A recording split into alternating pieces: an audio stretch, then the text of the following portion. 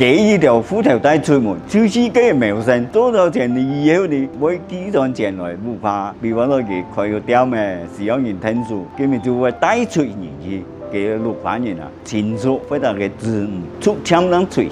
嘅，就唔係話一出就一家人都遷移啊嘅，時間長嘅喲，有啲人就會給結婚成家立業嘅，就會變成一家人都會好佢變華僑。一般嘅情況下，綠化人佢需要錢嘅時候，會想出新嘅嘢，我做馬事要有能力人會幾多錢咯，佢呢免到佢會孝順也愛，按辛苦帶佢捱緊做到有錢，愛對佢做馬生意啦，做馬呀，佢會主動寄錢來，會寄錢呢佢就會下段先嚟，佢晚啲嘅捱就寄有錢，本佢做馬事那咩好緊呢，我哋有錢喲就滿腔啊，會改善啊生活喺度嘅，都有先看到喺你講價值。